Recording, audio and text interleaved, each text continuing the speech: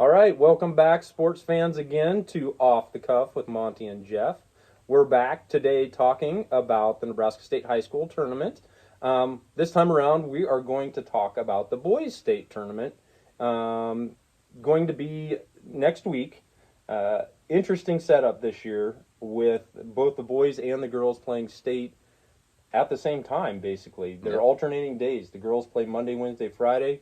The boys play Tuesday, Thursday, Saturday. There was a scheduling issue. The Big Ten wrestling tournament is in, or finals are in Lincoln this weekend at Pinnacle Bank, and so they had to shuffle things around. So be interested to see how that plays out and affects It will. the overall tournament. I know some people like it and some people don't. I mean, I can see both sides. Yeah. You know, for better or worse, that's the way it's going to be. So just accept it, I guess. That's exactly right. I do think that it will lead to finals games being better from the standpoint of those 3 days in a row. That's brutal. And then when you're playing the competition that you're playing, also difficult. But a lot of times you see a lot of really dead legs in those finals games. Right. You should not see that. No. They should be pretty well rested, having a day off in between games. Right. So I think from that standpoint, it definitely could be an interesting change. So I guess we'll wait and see. But yeah, what we're going to do is we're going to run through each of these classes. We're going to pick our winners. And don't write them down, okay, because we didn't. No, it's off the cuff. Off the cuff. There you go. We're not looking at paper either when we're talking about this. No. We don't have that good a memory, so we have to write some things down. We're getting a little on the older side, aren't we? Yeah. So my daughter's me more than you, I think. Yeah. My daughter's reminded me of that the other day. But anyway, do you want to start this one, or do you want me to start this one, Monty? I'll go. Okay. Okay. We'll start with Class A. And who won it last year? It was Millard North who won it last year. It was wasn't Millard North, yes, Okay. in a fantastic game against Bellevue West. It Yes. was a back and forth, probably as good of athletes as I've seen in the basketball court in Nebraska, because you had the Salas kid that ended up going to Gonzaga, and you had Chucky Hepburn, who's at Wisconsin. Man, you had some talent on that. And it was their first ever basketball win too, I think, in state basketball. So yeah, that was nice. Yeah. And they come back this year as the #1 seed, with only 2 losses. However, there is a wild card in this, as far as I'm concerned, and that is Omaha Central, and I picked them to win it all. And there's one reason why. And why is that? You want to know what that reason I is, do want to Geoff? know. I do. I'm going to tell you. Okay. Their coach is named Eric Behrens. Uh-huh. And this is his last year coaching basketball for him. I didn't know he was retiring. He's not exactly, he's retired from coaching basketball, but he's moved on to a supervisor position, or superintendent position, I'm sorry. Oh, so at one of the new schools. Oh. I can't remember which one it is, but yeah, this is his last basketball tournament. Well, I tell you what, he had quite a run there in the late... He did. Was it the late 90s, early 2000s when he had... Oh, gosh. And it might have even been later than that. I was thinking later It than was that, later actually. than that, because you had Okoye Gow and a bunch of those guys that... Right. Yeah, some outstanding athletes. Coached a lot of state championship teams, so And that's... I've got to think his players are going to just sell out for him. I did not know that. If I'd have known that, I might have changed my tune a little bit. I didn't choose Millard North to win it either. I went with Bellevue West. They've been there before. They've done that.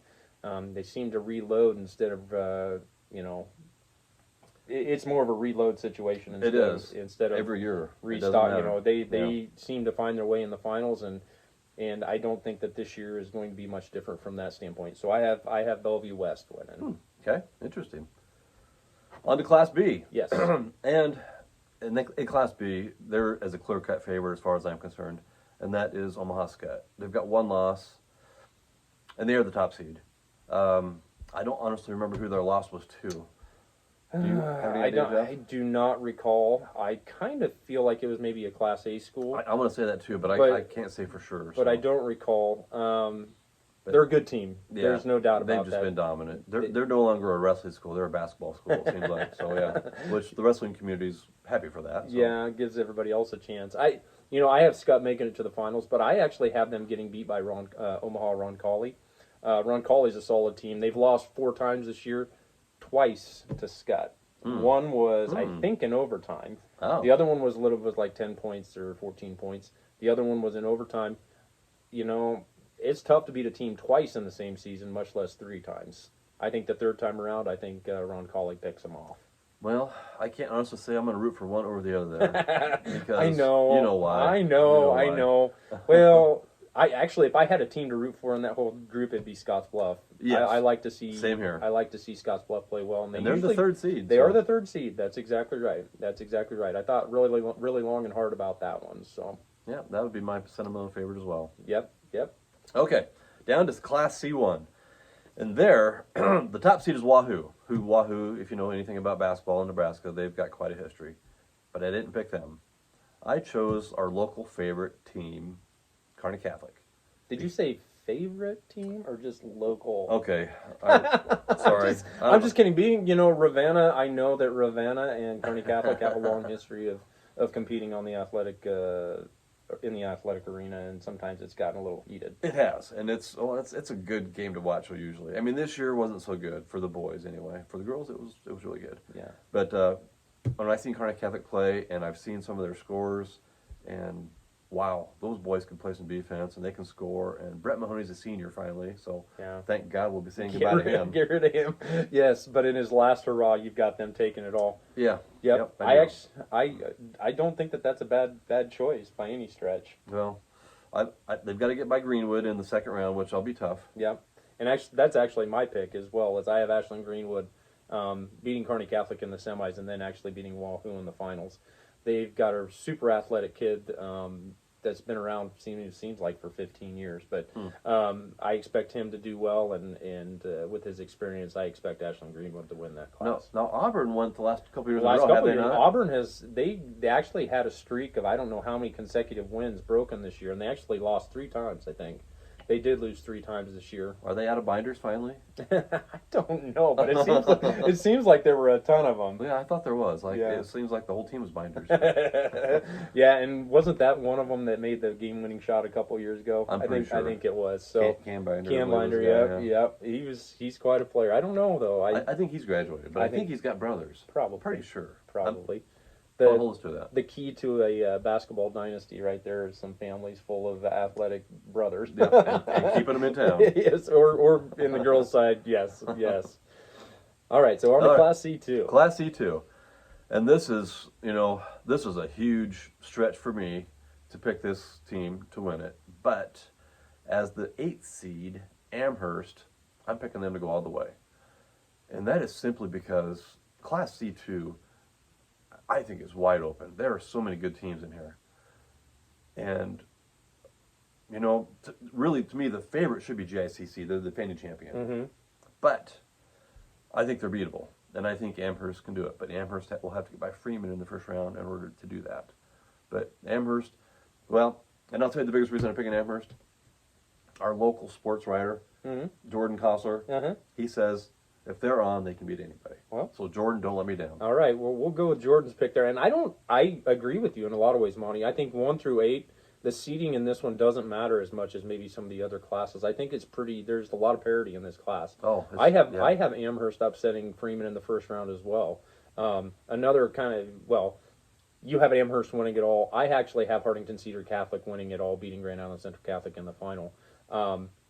Ironic thing, or to note, out of the 8 teams to make it to state, Amherst, Grand Island Central Catholic, and Doniphan Trumbull were all in the same sub-district, and so was Ravenna. Yep. So that's and Loop City. And Loop City. You want to talk about drawing a tough draw for those 2 teams. Give us a chance next year. So anyway, that's kind of a cool thing. But yeah. Again, I have Hartington Cedar Catholic beating GICC. I think Central Catholic is beatable this year. I do too. So and hopefully they will be. Oh, sorry. No, that's okay. My anti-private school bias is showing. In Class D1, we have another top seed in North Platte St. Pat's that we're not going to pick. We're going to go with Loomis in this one. And I guess that's kind of a trend for me in the last lower classes. I'm picking the area teams instead of teams that I don't know that much about. But, Loomis has been there a lot. And they've got a very athletic team. I'm trying to remember now. They didn't win the Fort Kearney, did they? I think probably Amherst did. I think Amherst won it, yeah. But I don't remember where they finished in that. But I know they've only got 4 losses all year. And if they can get off on the right track and beat Riverside, smooth sailing the rest of the way. And actually, I have St. Pat's and Loomis in the final too. So I think we're kind of thinking the same thing. Yes, we were. I do think St. Pat's is probably going to win it. They are a very good team. Beat some very good teams pretty handily Yeah. Throughout the season. So I'm kind of with Monte. If it's Loomis and North Platte St. Pat's, I'm probably cheering for Loomis. But hard. But I don't know. I don't know if they'll get it done. Go Loomis. Go Wolves, right? Wolves. The Wolves. They're the Wolves. The Wolves. Okay. I just know they're green and white. Okay, let's see. Go down to Class D2. Top seed there is St. Mary's. Number 2 seed is Fall City Sacred Heart. And if you follow boys basketball, you know that Sacred Heart, and football as well, Sacred Heart is a fixture at state playoffs. I had a hard time picking one of these teams, and I finally decided to go with Fall City Sacred Heart. History, I guess that's all I can say there. The program. I'll root for Shelton, because Shelton boys are in it for the first time in, 30 years, I think, I or would something say like so. that. It's been a long time since Shelton has been down at state for the boys. And actually, you talked about experience. I went with experience too for a certain extent, and I actually have Mullen knocking off Fall City Sacred Heart in the first round because Mullen has been down there a lot. They have. They have been down there a lot. And actually, then I have Mullen getting knocked off by Hyannis in the next round. Oh my! Mullen and Hyannis played in the finals of the MNAC, I think, is the tournament, the conference that they're both in. And Mullen won that game. Hyannis has a couple really big, tall players that I think might make a difference when it comes down to state. So I have St. Mary's and Hyannis in the finals, but I have St. Mary's winning it all. So, was Parkview Christian the champion last year? I don't remember. I honestly think they were. I think they were. I think they were, Yeah. if I remember correctly, because I had to do some looking and see where they were from. I'm not. And now I don't it's Lincoln, recall. I think it is Lincoln. So yeah, but yeah, I think they did win it all last year. So wow. Do you have any games in there that really jump out at you? At state basketball, it seems like almost every game is entertaining.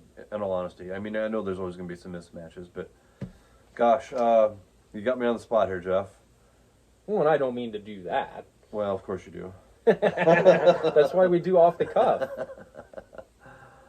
Oh boy. Well, an interesting rematch is GICC and Donovan Trumbull. That could be fun. Mm-hmm. I'll listen to that game. I'm sure. That's in the evening. Okay. That one. Yeah, that's the one. That one, Yep. GICC. And I think that would be good. GICC, Donovan Trumbull, and if Amherst gets by Freeman, I think that Amherst, GICC, or whoever wins that is going to be an interesting game either way around. But do you realize how tall Donovan Trumbull is? They're not. They're not. They're just quick. They're like 6'1" is their tallest player. I think but they maybe. play really tough defense and they are quick. And they're good shooters. Yes, they are. Yeah. My number one game to watch, and again it goes back to my love of Western teams. I got that Scottsbluff Ron Colley semifinal game in Class B. I think that is going to be a fantastic game. I would like to see Scottsbluff come out of that on top, but I just think Ron Colley's got too much. So that, if Beatrice was still coached by Jim Weeks, I wouldn't bet against them there, but they're not. So no. Yep.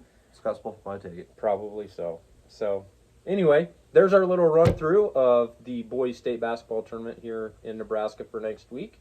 I look forward to it. It's something I always enjoyed going to as a kid. Yeah, state basketball is a lot of fun. It is a lot of fun. So good luck to the area teams, and we'll come back and hopefully be talking about some local champions here as we move into our next episodes. That'd be great. All right, very good. Geoff signing off. And Monte signing off.